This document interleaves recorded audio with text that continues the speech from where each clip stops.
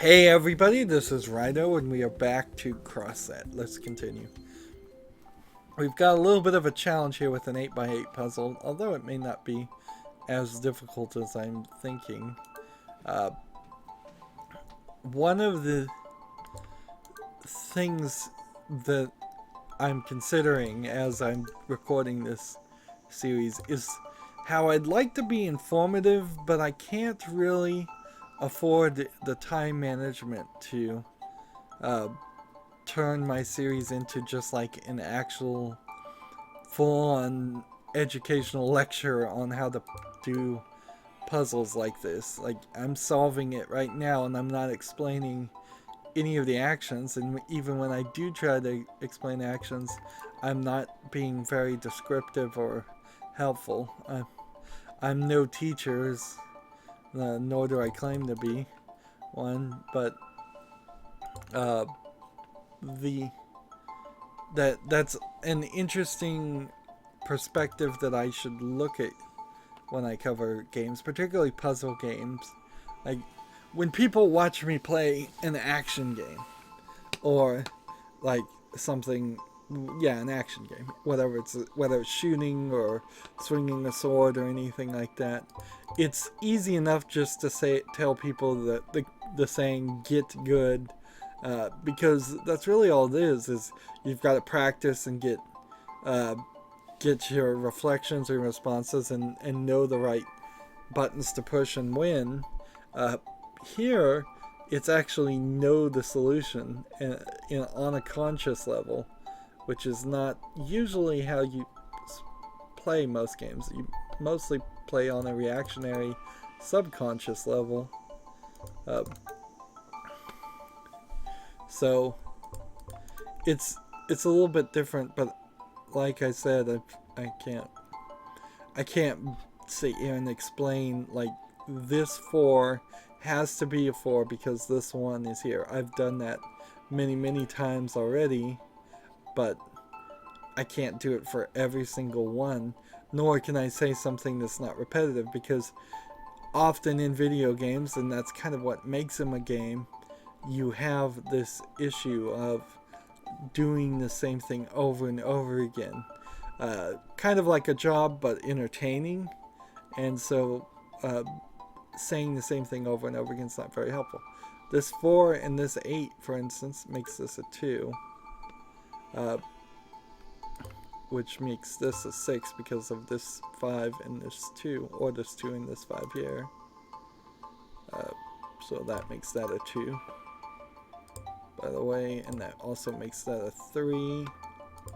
And let's see.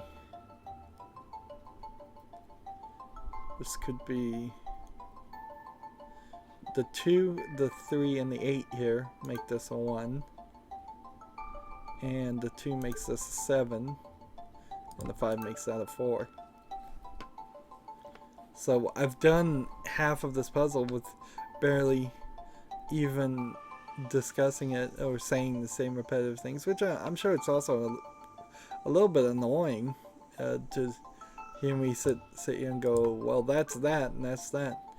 The other thing I'm learning is that I know I have a lot of vocal tics, and one of my vocal tics is to say the phrase that creates an interesting situation, or that's interesting, and I satisfy my own mind internally by saying that's interesting, but then I don't actually have anything informative to say after it, and that's something I too would like to improve upon. I always want to improve and be a better person who speaks, perhaps called a speaker.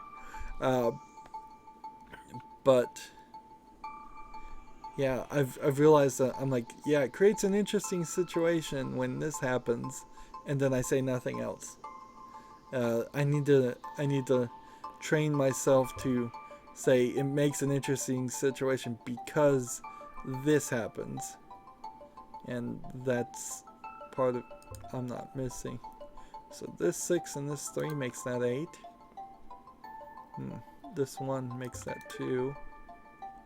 And so we have 8 and 1 already, making that 5. And then that makes that 6. This one's no good. This 2's no good.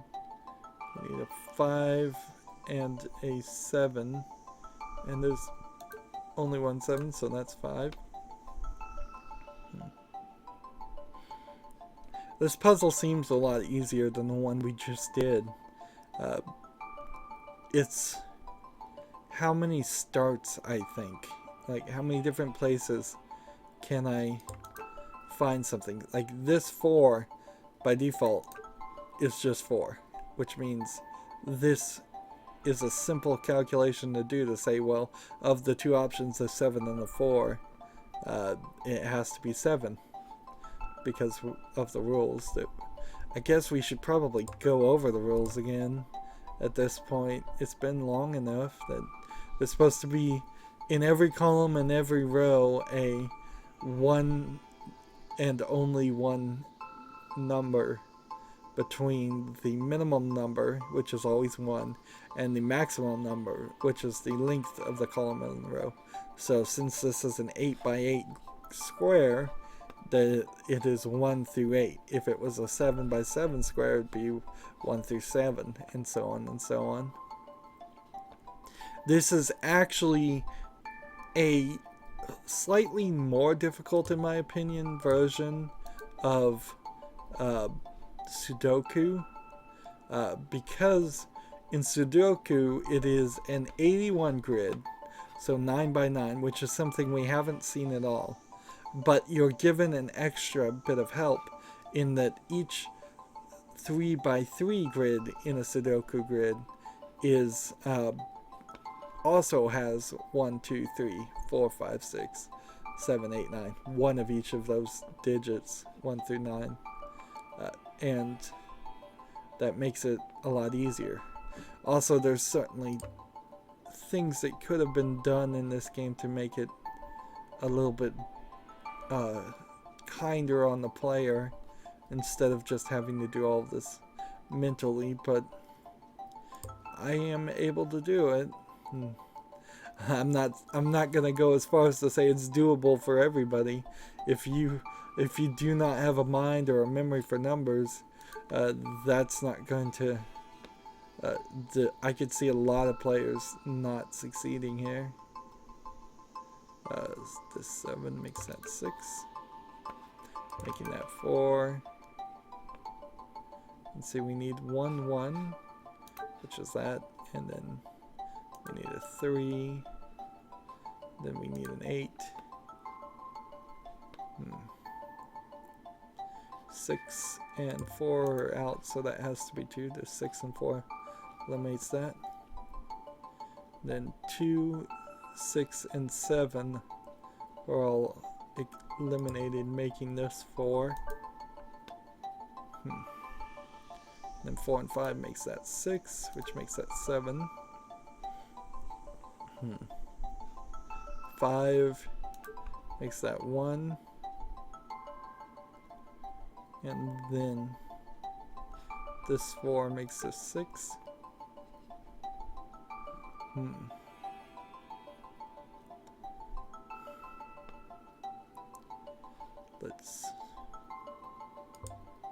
We have a 3 and a 5, making that 6, which makes this 7 because there's a 6 and a 1 already. So we have 2 and 8 as opportunities. This 2 makes this 8, which makes that 2. And see, I thought I might end up spending 30 minutes to an hour on this puzzle, but unless I've really messed up, like royally made an assumption or a determination that was wrong, one calculation would be a problem. This is inherently what accounting is all about, is that if you can do the numbers, which are usually just addition or subtraction, in a ledger, both in the column and the row, and then the number at the subtotals adds up to in both the furthest column and the lowest row to a grand total there. If those numbers add up, you can relatively be assured that you are doing your counting right. Now, the only issue there is if you actually did the two mistakes, both in the column and the row order, and somehow the numbers still ended up balancing out. But I'm not sure how much accounting is actually even done by hand now. It's all kind of gotten down just to data input, but when I was taught it, I guess I'm kind of old, or maybe the class I was taking was kind of old. It was all done by hand, at least on an idea to understand what's going on. But one mistake in accounting is where 99% of your time will go. That's wasted time. So we have a 6 and an 8, which makes that 4. Because if there's a mistake, you then effectively have to do an audit. You have to re-look at every row and every column, and you might as well just hit the reset button in this example and start over, because it's not going to be pretty. It's just not going to work the way you want it to. So we have an 8 and 2, 6 and 7 are eliminated, which means this has to be 3, which means this is 2. These numbers are all out of order. Like, I kind of wish that when you click the number, all the other ones, I don't know, centered it. So for instance, this 561, if the 6 was on the other side, and you just cycled through them that way, just to keep things lined up, because it's kind of ugly. And that was the problem with 2 digits and I assume 3 digits also, is the idea that there was no real fireworks and it wasn't a very pretty reward. You get some music here and a screen. There's no score or time happening here. This is also its own issue. But like, after doing a puzzle like this, you need some reward, some feedback. There's no 3 here. That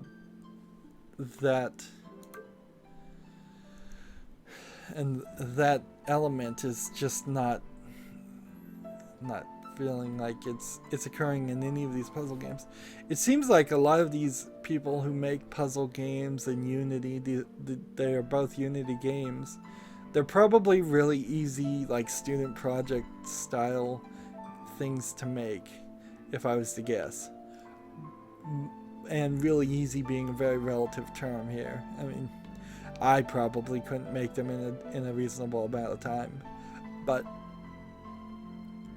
I feel that there's some similar mistakes being made on just adding the extras.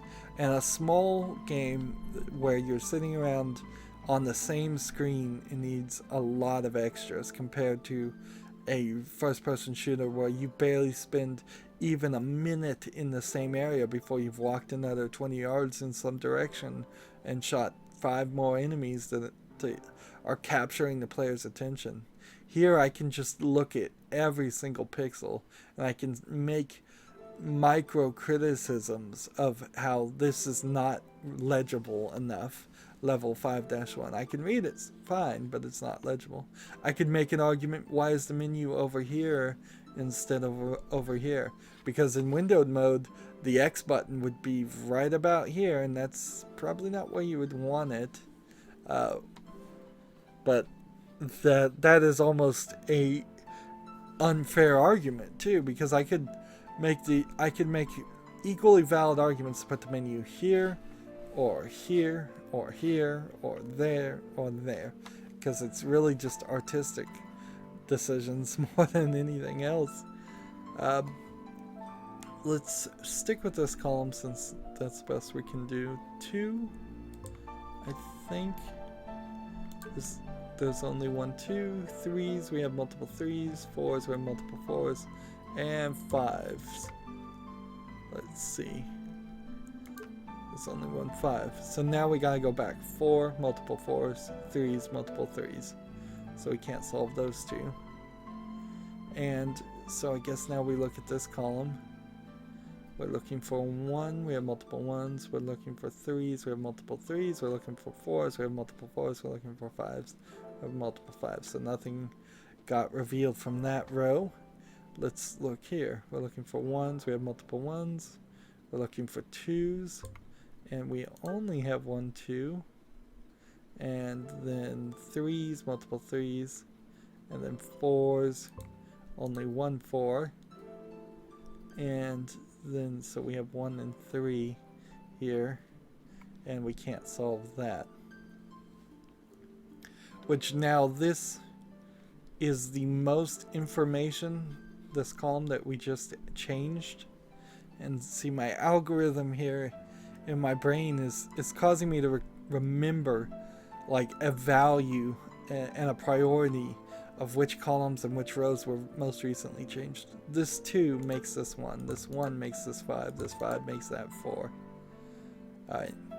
And so now this row is the most left, but it still really doesn't have anything.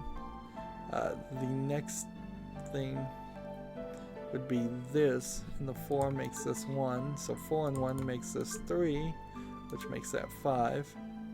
That bumps this 5, and this 5 becomes a 2, making the 5 and 2 make this 3, making this 1.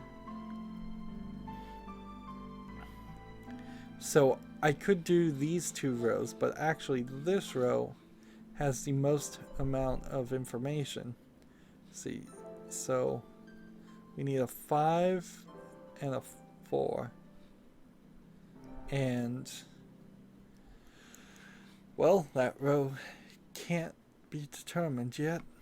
So now we'll do these. We need a 2, which there's only 1 2 left. We need a 4, which has only 1 4 left. And we need a 5, which now this bumps the 5 out of the way and the 4 and the 2 out of the way. Wow. Wow.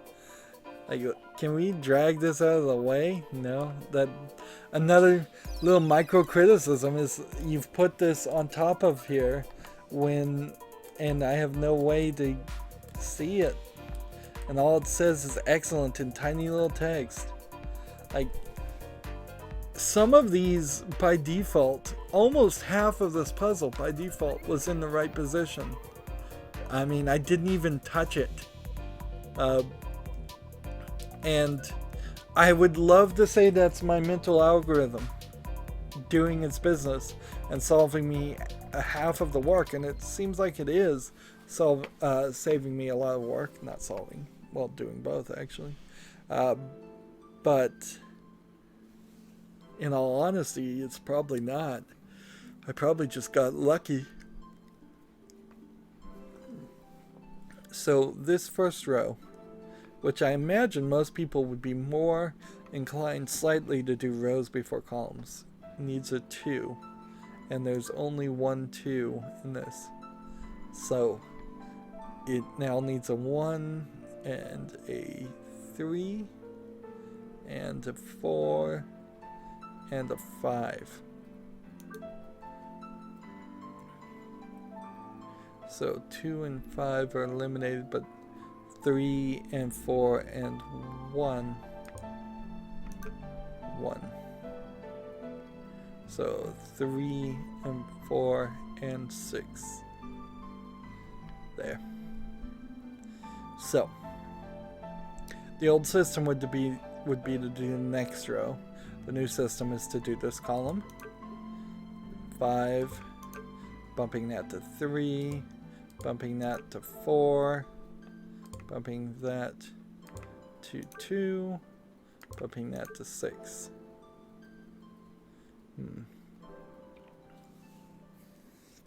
The next one would be to do this column, I suppose.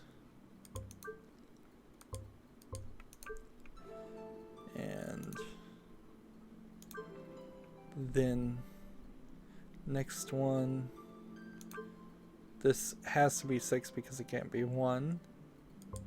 This can't be 3 or 5, so it's 4. So let's see, we don't know about that one. We do know this is 3 though, because it can't be 4, which makes that 1, which then makes that 5. And see, I don't see how I'm not going to very quickly solve the puzzle now. Let's see, 5 and 6 are out. 2 makes this 1, making that one out too, so that's 3, which puts us at 4. This 3 makes that 1. This 5 has to be a 5, making that 6. 4 eliminates that. Next we have a 6, which makes that 5. So 6 is out, 1 is out, and 4 is out. 1, 4, and 6, making this 3, which makes this 2. And 6 or 4. 4 eliminates that to make that 6. So we need a 1 and a 2. The 1 makes that 2, making that 1. 1 and 6 makes this 2. 1 and 5 makes this 4, which makes that 6. And all the remaining 3 numbers were already in the right place. And see, that was like one pattern. That was one run through the puzzle versus going all the way through each column and only recognizing or being able to find a few numbers. We with the help of the puzzle being easier and with a better algorithm, we were able to fix it and solve it a lot quicker. And I bet there's still better algorithms to be found. Now, in math, eventually you might be able to prove that there is no better algorithm until you've perhaps invented a completely new form of math or a new way of thinking of math. But like, you wouldn't probably want to simplify a squared, b squared, or c squared, but there is a number that is the letter E, and it actually turned out in mathematics to be very helpful to use, so they added it, and discoveries like that happen. But it's more kind of discoveries to make things easier than it is inventions of entirely new ways of doing things. I don't think you would ever calculate the surface of a triangle like a squared b squared is equals c squared. I don't know, that's not even the surface of a triangle. That's to get the lengths of the sides of a triangle. I don't think anybody is going to take that pretty famous geometry algorithm equation and find something better. You could probably find the same answers in a more difficult algorithm, almost certainly. But at a certain point, you have as efficient as you can get. It's difficult a lot of times to calculate the efficiencies of something, but it seems like that is the case. You can't always make things more efficiencies, and that comes into video games and computers particularly, because at a certain point until we can find out if there's something smaller than the quantum level of the universe, and we have to find out also if things at the quantum scale can reliably return results that are intended, then we may very well hit a maximum number of compute that we can do. The fastest processor may become the fastest processor ever. We also very easily, if we as a human race live long enough, could just run out of materials. It may be there's a finite amount of mass in the universe as far as we know, and we guess, and so if we tried to build a computer as big as the entire solar system, or as big as the entire universe, to be more more dramatic, that would be probably the fastest computer we could ever build, is because there would be no more materials in the universe to build anything faster. And then we could certainly tweak with it, possibly, and try to make it work a little bit better, but refinements eventually stop happening. And that's when if you look at cars, you can see a great example. Like, the best car arguably to ever existed was the horse, but we replaced it with more features in an actual car, and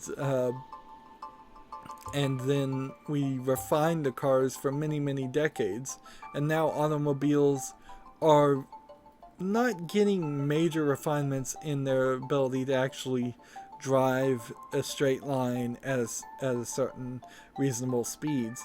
And so we've started adding more and more features to it because we can't refine the engines much more for the effort. At least you can always get like a racing, like a NASCAR car, which wouldn't be street legal, but those also aren't any more efficient. NASCAR cars, they're just faster. Their tires, their engines, their gears, they all wear out incredibly quicker.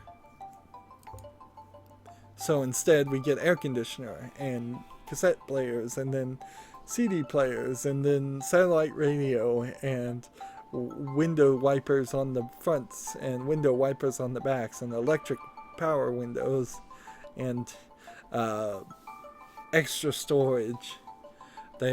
And with computers, it's a similar case. I'm not paying enough attention here on this puzzle. I'm talking too much.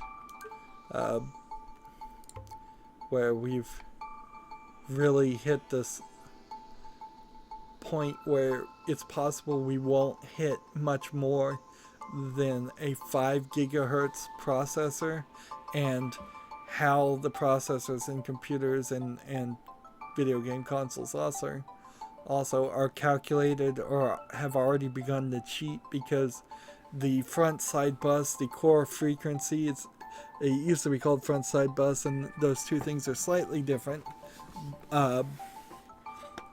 They are still really only limited to around 800 megahertz, and you just have more cores that get added together to get up to the 5 gigahertz, 3 gigahertz processors.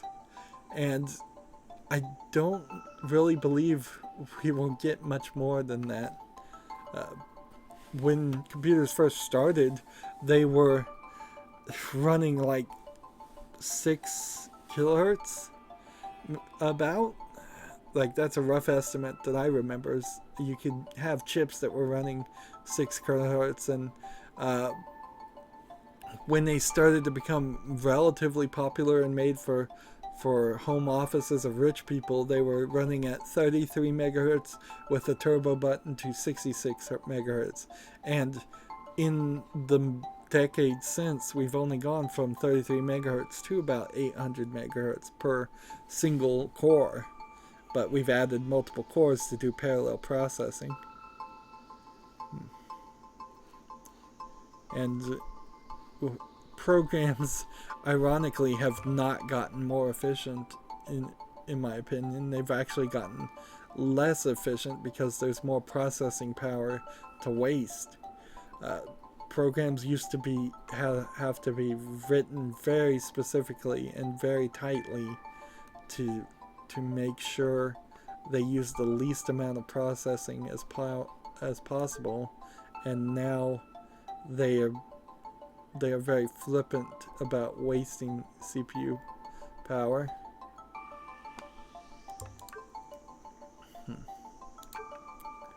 Let's see, I need to hurry up here or I'm gonna run out of time. Actually, I guess I am just out of time. So we've started, but we haven't finished. I guess that was gonna happen though, is that we were gonna start some puzzles and not finish. That's gonna be it for this recording. As always, I ask you to like, share, subscribe, comment, and watch every second of my videos. If you want to friend or follow me on basically any social media sites, there's a whole bunch of links down below. Thank you for watching. Have a good evening.